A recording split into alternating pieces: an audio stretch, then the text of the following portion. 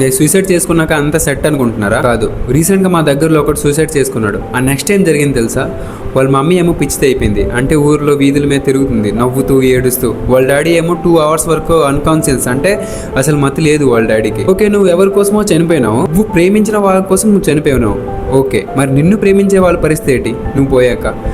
అసలు అంత సెట్ ఏం కాదు. ఎంత నువ్వు బ్యాడ్ ఫేజ్లో ఉన్నా నిజంగానే నువ్వు ఆ స్టేజ్కి వెళ్ళిపోయినావు అనుకో, అంటే అవును నేను చనిపోతేనే ఇంకా దాని నెక్స్ట్ దారి నీకు తెలియట్లేదు అంటే నువ్వేం చేస్తావు అంటే ఎలాగో అందరినీ వదిలేసి వెళ్ళిపోతావు అని అనుకుంటున్నావు. సో ఇల్లు వదిలేసి వెళ్ళిపో, ఏడుకో వెళ్ళు. కొన్ని ఒక 1 month 2 months తిరిగినావు అనుకో బయట, నీకు తెలిసిపోద్ది అంతే పరిస్థితి బయట ఎలా ఉన్నారు జనాలు. నీ మాటకి నువ్వు వచ్చేస్తావు. ఎవరు నీ సొంత వాళ్ళు కారు అందరూ తెలిసిపోద్ది. ఇవన్నీ పక్కన పెడితే నువ్వు ఒక్కడు అంటే మీ పేరెంట్స్ కూడా పక్కన పెట్టు, ఈ ప్రపంచం అంతా పక్కన పెట్టు. నీకెందుకు దేవుడు పుట్టించాడు అసలు? ఇవన్నీ చూస్తావా? ప్రపంచంలో ఇంకెన్నో ప్లేసెస్ ఉన్నాయి చూడడానికి. ఇంకా నువ్వు తెలుసుకోవాల్సినవి చాలా ఉన్నాయి, అవన్నీ తెలుసుకో. Suicide is not the last step. దేని పరంగా అయినా అసలు అది లాస్ట్ స్టెప్ కానే కాదు. చెప్తున్నా కదా, నీకు నిజంగానే అది చేయాలనిపిస్తే ఇల్లు వదిలేసి వెళ్ళిపో. ఎక్కడికైనా కొన్ని రోజులు తిరిగేసిరా, అంత సెట్.